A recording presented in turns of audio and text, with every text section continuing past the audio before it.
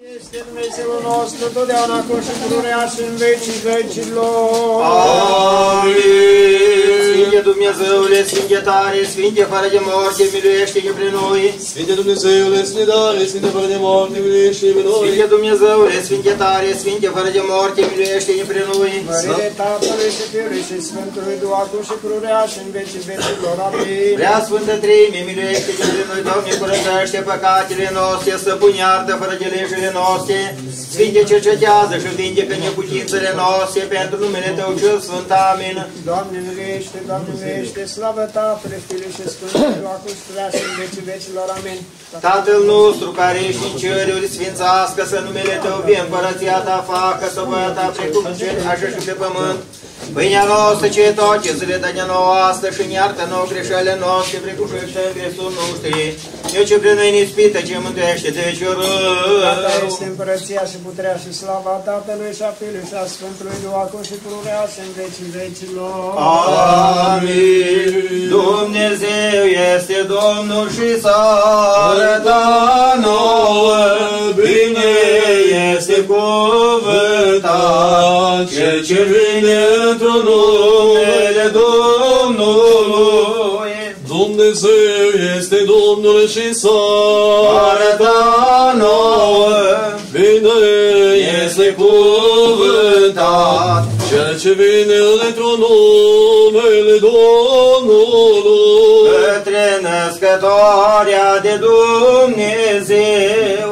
Acum cu o sârdie să alergăm noi păcătoși, și smeriți și să cădem cu pocăință, strigând din adâncul sufletului.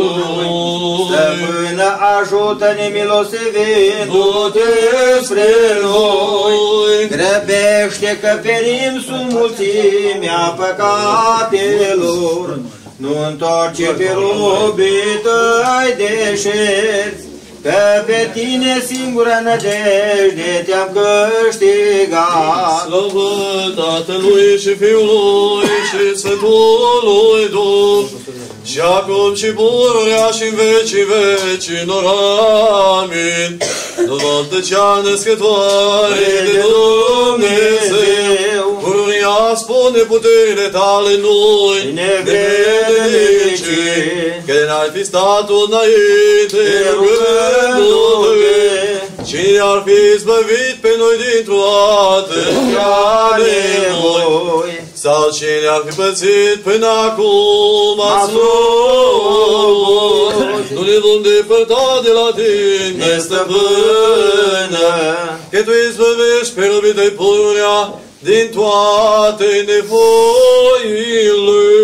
Acum a sosit vremea care sfințește pe toți, Cine așteaptă dreptul judecător, și te întoarce suflete către pocăință,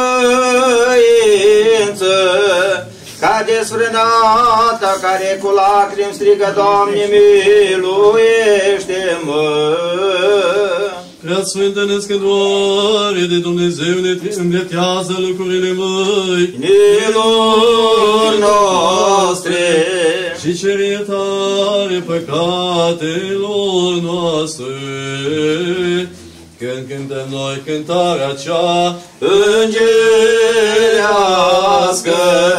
Sfinte Dumnezeule, Sfinte tare, Sfinte fără de moarte, miluiește-ne pe noi. Să luăm aminte, pace tuturor. Și Duhului Tău, Domnule, este luminarea mea și mântuitorul meu, de cine mă vei teme. Domnule, țipătitorul vieții mele, de cine mă voi fricoșa? Înțelepciune. Din epistola către Evreia Sfântului Apostol Pavel și de Irene. Să luăm aminte. Frații noi, cel ce sfințește și cei ce se sfințește de toți în toți, de aceea nu se rușinează să numească pe frați zicând, spune voi fraților în numele Tău, în mijlocul bisericii Te voi lăuda. Și iarăși eu voi fi încrezător în El și iarăși, iată eu și bun și pe care mi-a dat Dumnezeu, Deci vreme ce pui să cuvânta Sfântului și Duhului, în același fel și ăsta împărtășit de acestea, ca să se prin moarte să ape și cea răspândirea mărșărică pe diavol, și să izbăvească pe aceea pe care în frica morții și ne-a răbie toată viața. Căci într-adevăr nu a luat firea Îngerul să nu s-a luat, pentru aceea dădurile într toate să se asemene fraților, ca să fie milostiv și credincios arhiereul cel către Dumnezeu, pentru curățirea păcatelor poporului, căci prin ceea ce a fost ispitit, poate și celor ce se ispituiesc să le ajute. Pace ție, cinstite cititorule, Și nouă de aleluia, aleluia, aleluia. înțelepciune drept să ascultăm Sfânta Evanghelie, pace tuturor. Și uite, Sfânta Evanghelie de la Sfântul Evanghelist Ioan se va citi. Mărire ție, Doamne, mărire ție! Să luăm aminte, în vremea aceea s-a suit Iisus în Ierusalim. Iar în Ierusalim, lângă poarta oilor, era o scăldătoare care se numea pe evreiește Vitezda și care avea 5 pridvoare. În acestea zecea mulțime multă de îngeri, mulțime multă de bolnavi, orbi, șchiopi, uscați, așteptă mișcarea apei, căci un înger al Domnului se cobora la vreme în scăldătoare și tulbura apa, și cine intra întâi după tulburarea apei, se făcea sănătos de orice boală. Era ținut. Mărire ție, Doamne, mărire ție! În fața Domnului să ne rugăm. Doamne, miluiește! În fața de sus, pentru mântuirea sufletelor noastre, Domnului să ne rugăm. Doamne, miluiește! Pentru pacea toată lumea, pentru bunăstarea Sfinților, lui Dumnezeu Biserică și pentru unirea tuturor, Domnului să ne rugăm. Doamne, miluiește! Pentru ca să sfințească apa aceasta cu puterea, cu lucrarea și cu venirea Sfântului Duh Domnului să ne rugăm. Doamne, miluiește! Pentru ca să bucurăm peste apa această lucrare cea curățătoare a treimii cele mai presus de fie, să fie apa aceasta tămătoare sufletelor și trupurilor și izgonitoarea toată puterea cea puternică Domnului să ne rugăm. Doamne, miluiește! Pentru toți care au trebuințe și ajutor și folosințe de la Dumnezeu, să ne luminăm noi cu luminarea cunoștinței prin treimea cea de o ființă Domnului să ne rugăm. Doamne, miluiește! Pentru ca Domnul Dumnezeu nostru să ne arate pe noi, fii și moștenitori ai împărăției sale prin gustarea și stropirea cu apa aceasta. Domnului să ne rugăm. Doamne, miluiește! Pentru ca să fim izbăviți noi de tot necazul, mânia, primejdea și nevoia, apără, mântuiește, miluiește și ne păzește pe noi, Dumnezeule, cu harul Tău. Doamne, miluiește! Prea Sfânta, curată, prea binecuvântată, Sfântă Născătoare Dumnezeu, miluiește-ne pe noi! noi înșine și unii pe alții și toată viața noastră lui Hristos Dumnezeu să o dă. Ție, Doamne! Ție se cuvine toată slava, cinstea și închinăciunea Tatălui și Fiului și Sfântului Duh, acum și pururea și în vecii vecilor. Amin! Domnului să ne rugăm. Doamne, miluiește! Stăpâne, Doamne, Dumnezeul nostru, cel mare într-un sfat și minunat în lucruri, făcător la toată făptura cea văzută și cea nevăzută. Cel ce păzește așezământul Tău și dai mila Ta celor ce Te iubesc pe Tine și păzesc poruncile Tale. Cel ce primești lacrimile cele de umilință ale tuturor celor din nevoie, că pentru aceasta ai venit în chip de rob, nu cu nălucire, înfricoșându-ne pe noi și dând adevărată tămăduire trupului și zicând, iată, Te-a făcut sănătos, de acum să nu mai greșești. Încă și din tine ai făcut om sănătos și poruncit să stele prin cuvânt, ai făcut să lășluiască lumina. Cel ce oprești valurile patrulor celor potrivnice și potrești marea sărată, așa se vie și îmbânzești cornelile cele grele de purtatele plăcerilor. Însuțivitorul de oameni împărate, cel ce ne dă nouă să purtăm veșmânt luminat ca să facă din apă și din Duh. Și acum trimite harul prea Sfântului și de viață, făcătorul Tău Duh, care sfințește toate și sfințește apa aceasta. Amin! Și acum trimite harul prea Sfântului și de viață, făcătorul Tău Duh, care sfințește toate și sfințește apa aceasta. Amin! Și acum trimite harul prea Sfântului și de viață, făcătorul Tău Duh, care sfințește toate și sfințește apa aceasta. Amin! Și prin gustarea și stropirea cu apa aceasta trimite nouă binecuvântarea Ta care spală întinăciunea patimilor, așa ne rugăm. Cercetează neputința noastră bună și tămăvește cu mila ta bolile noastre, cele sfântește și privește de rugăciunile prea toate, cea binecuvântată este până noastră Dumnezeu, născătoarea și prea Fecioară Maria, cu puterea cinstită și de viață făcătoare cruci, cu folosințele cinstitelor cereștilor fără de tu, puterea pentru rugăciune cinstitului mărit proroc, înainte vergător și botezător Ioan, ale Sfinților Măriților, întâi lăudaților apostoli, așa într-o Sfinți Părinți, mari dascăle ai lui Vasile cel Mare, Grigore de Dumnezeu, Cântătorul Ioan Gură de Aur, Atanase, Chiril, Ioan cel Milostiv, Patriarh Alexandrej, a Sfinților Trei Dumnezeiești, Părinții Achim și Ana, și ale tuturor Sfinților, și a Sfinților a cărei pomenim o să vășim așa, să ne și păzește, Doamne, pe drept credincioși robii tăi, dându-le lor sănătate sufletului și trupului. Împlinește toate cele de trebuință ale uștii aceștia creștine și fie întru toate milostive. Adu-ți aminte, Doamne, toate episcopia drept credincioșilor, care drept învață cuvântul adevărului Tău și de oricine preoțești și călătorești de mântuirea lor. Adu-ți aminte, Doamne, cei ce ne iubesc, de cei ce ne urăsc, pe noi de frații noștri care sunt de față, de cei ce pentru binecuvântate pricină s-a întâmplat să fie aici. Și ne-au poruncit nouă nevrednicilor să ne rugăm pentru dânsii. Că Tu ești izvorul tămădurilor, Hristos, Dumnezeul nostru, Ție slavă, înălțăm Tatălui, Fiului și Sfântului Duh, acum și pururea și în vecii vecilor. Amin. Și Duhului Tău. Fetele voastre, Domnului, să le plecați. Ție, Doamne. Sfințirea sufletelor și a trupurilor noastre, slavă și mulțumite și închinăciune înălțăm Tatălui și Fiului și Sfântului Duh, acum și pururea și în vecii vecilor.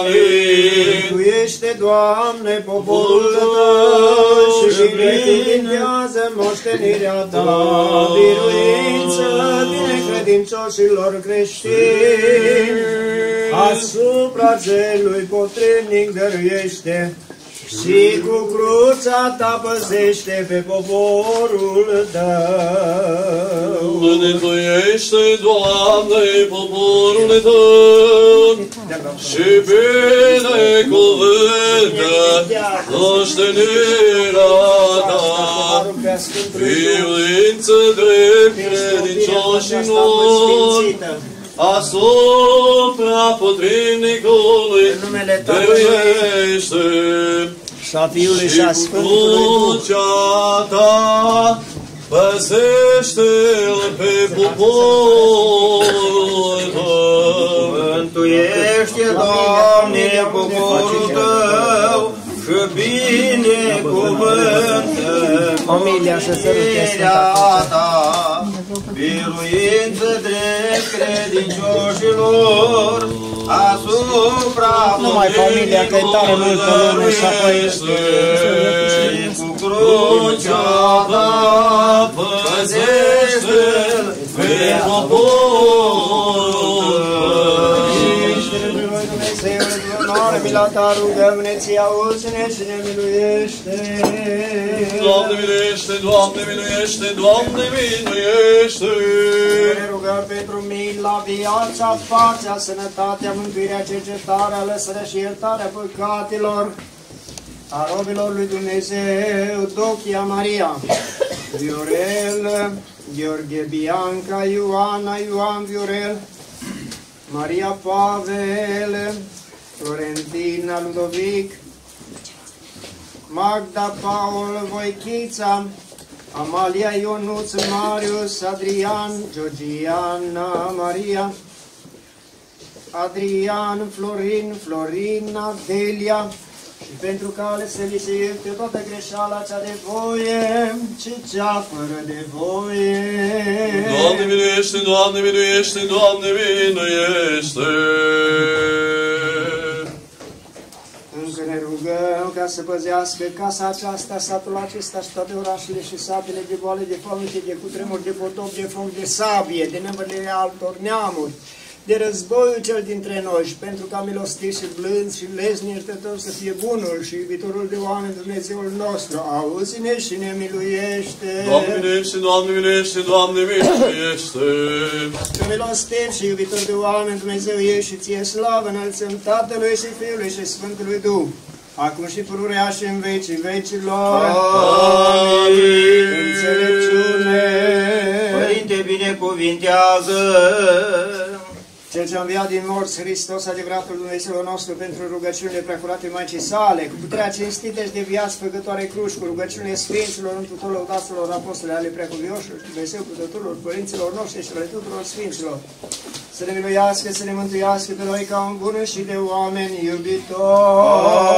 Amin. Bunul Dumnezeu să primească Sfintele rugăciuni cu dorile dreptilor. numai un moment ca să încheiem rugăciunea peștaniei. Doresc ca Bunul Dumnezeu să binecuvinteze locuința aceasta și pe cei ce vor locui în ea. Într-un mulți și fericiți ani să o folosească în pace, cu bun spor și cu multă înțelepciune spre mântuirea sufletelor lor. Binecuvântat este Dumnezeul nostru, totdeauna, acum și pururea și în vecii vecilor. Amin. Cu duhurile dreptilor celor ce s-au săvârșit, odihnește sufletele adormit robilor tăi. Mântuitorule, păzându-i pe dânși în viața ce ea fericită, care este la tine iubitorule de oameni. Ele tu, dignata Doamnului, toți Sfinții tăi, Se odihnesc, odihnește sufletele adormiți robilor tăi, că singur ești fără de moarte.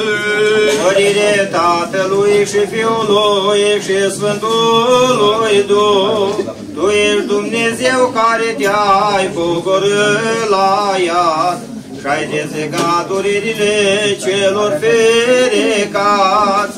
Însuși și sufletele adormiți robilor tăi le odihnește și acum și pururea și în vecii vecilor. Amin. Una curată, prea nevinovată Fecioară, care a născut pe Dumnezeu mai presus de fire, pe acela roagă să mântuiască sufletele adormiți robilor tăi. Miluiește-ne pre noi, Dumnezeule, după mare mila ta, rugăm-ne, ți auzi-ne și ne miluiește. Doamne, miluiește! Ne rugăm pentru odihna sufletelor adormiților robilor lui Dumnezeu Vasile, Gheorghe Ioana, Ana Ioan, Ana Marie Vasile Dumitru, Traian, Valeria Vasile Maria Pavel, Zamfira Ioan, Dumitru Ioan, Dumitru preotul Roman, preotul Ezechiel, preotul Inocentie, cu tot neamul lor și l-a dormit și pentru ca să li se ierte toată greșeala cea de voie și cea fără de voie. Doamne, miluiește! Doamne, miluiește! Doamne, miluiește! Ca Domnul Dumnezeu să așeze sufletele lor de venții, să odihnesc mila lui Dumnezeu, curăția cerurilor și iertarea păcătelor lui Hristos, Dumnezeul nostru, să cerem Domnului să ne rugăm. Doamne, Doamne, miluiește! Miluiește! Dumnezeul Duhului și tot trupul care călca moartea și pe diavolul și face de viață, lui tăi în sus, Doamne, odihnește sufletele adormiților robilor tăi, locul minat, locul verdeață, loc de odihnă, de unde a fugit toată durerea, întristarea și suspinul și orice greșeală să vă și cu cuvântul, cu lucru sau cu gândul ca Dumnezeu cu iubitor de oameni, iartă-le lor. Că nu este om care să fie viu să nu greșească, numai tu singur ești fără de păcat, dreptatea ta este dreptate în viață, cuvântul tău este adevărul, că tu ești învierea și viața și odihna sufletelor adormiților robilor tăi, Hristos, Dumnezeul nostru, ție slavă înălțăm. Tatălui și Fiului și Sfântului, de acum și pururea și în vecii vecilor. Amin. Viu va fi sufletul meu și te va lăuda, judecățile tale vor ajuta mie. Rătăcit am ca o oaie pierdută, Caută pe robii tăi, că poruncile tale nu le-am uitat. Binești cuvântul, Doamne, învață-ne pe noi îndreptările tale, ceata sfinților aflat în zborul vieții și ușa raiului, să aflu și eu calea prin pocăință. Eu sunt oaia cea pierdută, cheamă-mă, Mântuitorule, și mă mântuiește. Bine ești cuvântat, Doamne, învață-ne pe noi îndreptările tale. Chipul slavei tale cele negrăite deci vor rănile păcatelor. Miluiește zidirea ta, stăpâne, și o curățește cu îndurarea ta. Că moștenirea cea dorită dăruiește, făcându-mă pe mine iarăși cetățea raiului. Bine ești cuvântul, Doamne, învață-ne pe noi îndreptările tale. Odihnește, Dumnezeule, pe robii tăi și așează rai unde cetele sfinților, Doamne, și reții ca luminători străluciți, pe adormiți robii tăi, odihnește, trecându-le lor toate îngreșalele. Mărire Tatălui, Fiului și Sfântului Duh, și acum și pururea și în vecii vecilor. Amin. Bucură-te, curată, ceea ce ai născut pe Dumnezeu, cu trup spre mântuirea tuturor, că neamul omenesc afla mântuire prin tine, și noi să aflăm raiul. Născătoare de Dumnezeu curată și binecuvântată. Aleluia, aleluia, aleluia, mărire ție, Dumnezeule. Aleluia, aleluia, aleluia, mărire ție, Dumnezeule. Aleluia, aleluia, aleluia, mărire ție, Dumnezeule nostru, mărire ție. Să luăm aminte, pace tuturor. Și Duhului tău fericită este calea în care merge astăzi suflete, că s-a gătit pe loc de odihnă, către tine, Doamne, voi striga. Înțelepciune. Din epistola către Tesaloniceni a Sfântului Apostol Pavel, citire. Să luăm aminte. Fraților, despre cei ce au adormit nu voiți să fiți în neștiință, ca să nu vă întristați ca cei care nu au nădejde. Pentru că de credem că Iisus a murit și a înviat, tot așa credem că Dumnezeu pe cei adormiți într-un Iisus aduce-va împreună cu El. Căci aceasta vă spuneam după cuvântul Domnului, că noi cei vii care vom fi rămas până la venirea Lui, nu vom lua înaintea celor adormiți, pentru că însuși Domnul într-o poruncă la glasul Arhanghelului și într-o trâmbița lui Dumnezeu se va pogorî din cer și cei morți într-o Hristos vor învia întâi. După aceea noi cei vii, care vom fi rămas, vom fi răpiți împreună cu ei în nori, ca să întâmpinăm pe Domnul în văzut și așa pururea cu Domnul vom fi. Pace ție, celui ce bine ai vestit. Și Duhului tău, aleluia, aleluia, aleluia. Înțelepciune drept să ascultăm Sfânta Evanghelie, pace Și tuturor. Duhului tău, Sfânta Evanghelie de la Sfântul Evanghelist Ioan se va citi. mărire ție, Doamne, mărire ție. Să luăm aminte sa Domnul către iudei care vin și de la dânsul adevărat, adevărat zi vouă cel ce ascultă cuvântul meu și crede în cel ce m-a trimis pe mine, are viață veșnică și la judecată nu va veni, ci s-a mutat din moarte la viață. Adevărat, adevărat zic vouă că vine ceasul și acum este când morții vor auzi glasul Fiului lui Dumnezeu și care vor auzi vor învia. Căci pe cum Tatăl are viață în sine, așa i-a dat și Fiului să aibă viață în sine și i-a dat lui putere să facă judecată pentru că este Fiul omului. Nu vă mirați de aceasta, că vine ceasul în care toți cei din morminte vor auzi glasul lui și vor ieși cei care au făcut cele bune spre învierea vieții, iar cei care au făcut cele rele spre învierea osândirii. Eu nu pot să fac de la mine nimic. Precum au judecata mea este dreaptă, pentru că nu ca voia mea, ci voia Tatălui meu care m-a trimis. Măriți-i, Doamne, măriți-i! Domnului să ne rugăm. Doamne, miluiește! Stăpâne mult îndurate, Doamne Iisus Hristoase, Dumnezeul nostru, care da Sfinților Săi ucenici și apostoli cheile împărăției cerului, iar după sfântă virea ta cea de-a treia zi, cu harul tău le-a dăruit puterea de a lega și a deslega păcatele oamenilor. Ca să fie legate și în cer cât de dâns și pe pământ, s-au legat și tot așa să fie deslegate și în cer cât de dâns și pe pământ s-a deslegat. Cel ce prin nespusa ta iubire de oameni ne-ai venit și pe noi smeriți și nevrednici și rogătei să fim moștenitori aceluiași preasfânt dar și har, ca și noi de asemenea să legăm cele ce se întâmplă în poporul tău. Însus preabunule împărate, prin mine smeritul și nevrednic cu robul tău, iartă-i pe robii tăi aceștia, Vasile, Gheorghe, Ioana, Ana, Ioan, Ana, Maria, Vasile, Dumitru, Traian, Valeria, Vasile, Maria, Pavel, Sanfira, Ioan, Dumitru, Ioan, Dumitru, preotul Roman, preotul Ezechiel, preotul Inocentie, cu tot neamul lor ce l-a dormit.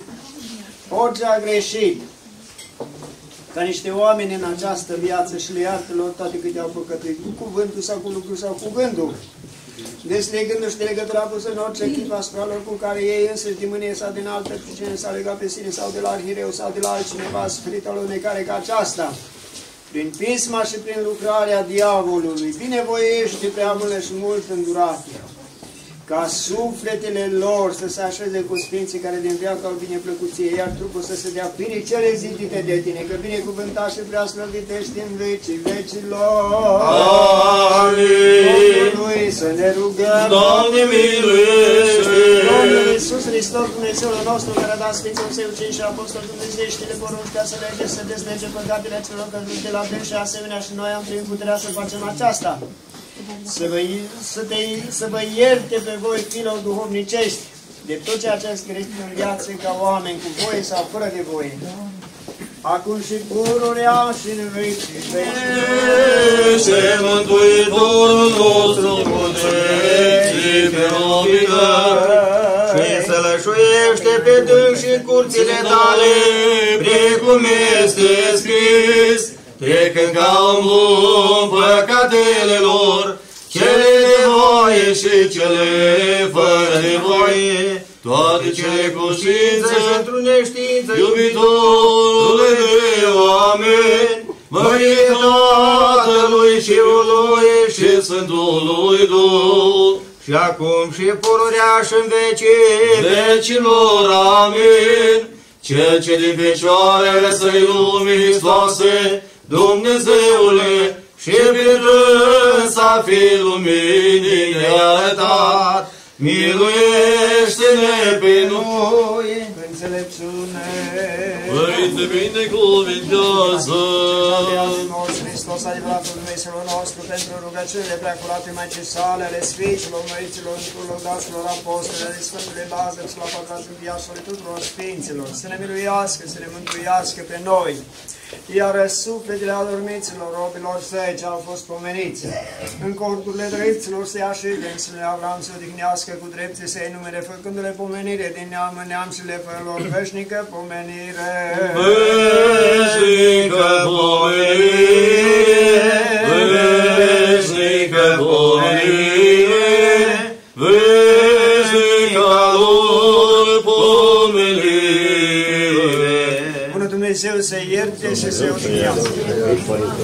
Vreau să vă mai spun două vorbe. Prima vorbă. Am auzit odată pe un preot la televizor că oamenii care pleacă în străinătate, zice, și-au dus și morții cu ei. Și m-am gândit, băi, de acum și eu dus. Dar acolo unde se duc ei, la preotul baroc și preotul ortodox, o zis că își pomenesc morții acolo. Deci, chiar dacă nu sunt în țară, și pomenesc acolo. Al doilea cuvânt, asta e primul. Iată că cei vii și cu cei morți ne-am întâlnit aici în rugăciune și i-am pomenit și pe cei vii la peștane și pe cei trecuți la cele veșnice. Dar vă mai spun și altă vorbă, sub formă de o mică glumă. Odată un cântăreț, când se citească apostolul, s-o grăbi și o luat cartea de apostol și o ținut-o cu capul în jos. Și unul mai tânăr, ce era în strană, zice, Diece, ai grijă, zice, cartea ai cu capul în jos. Deci, băi, zice, lasă, cine știe să citească, citește șișe. Dar ia cu ăsta noastră. Nu trebuie carte, deloc. Vă doresc sănătate. Dar părinte, nu știu mai mult pui ca cioara. Așa.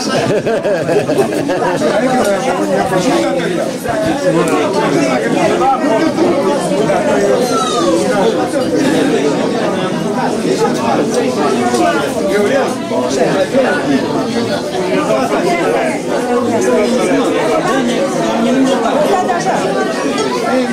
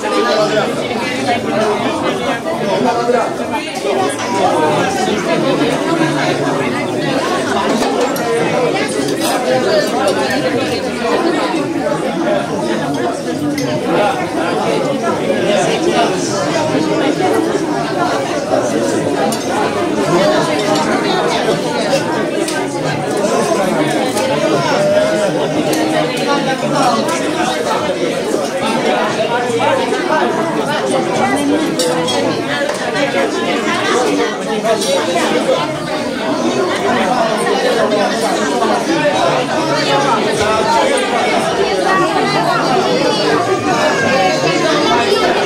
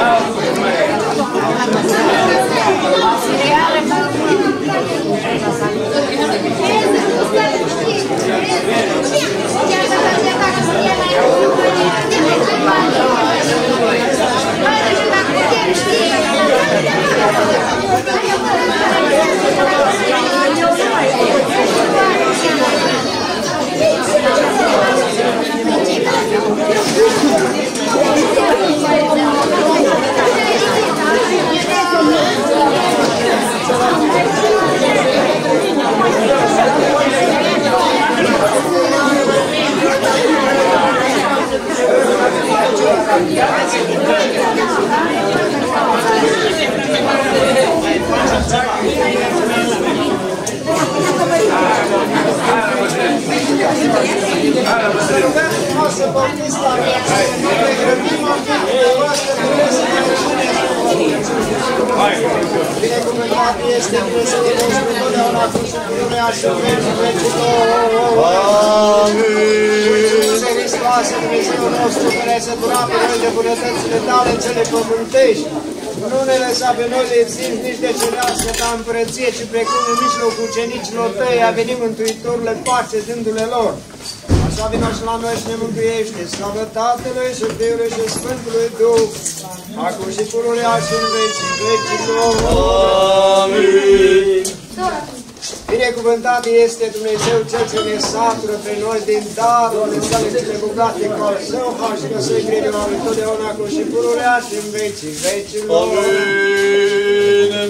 Vă mulțumim frumos pentru toate bunătățile și vă dorim numai bine tuturor, sănătate, bucurie, parte, să iertă Dumnezeu să vă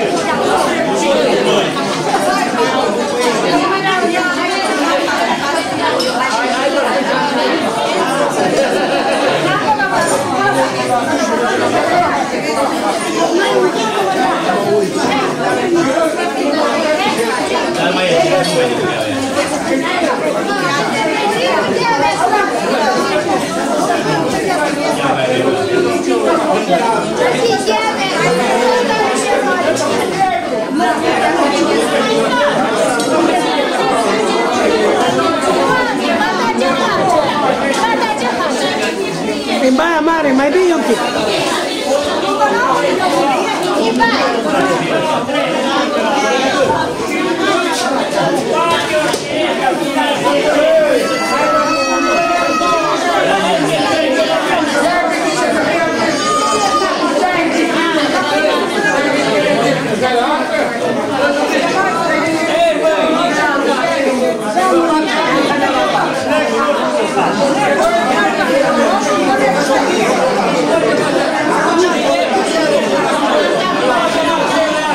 Yeah.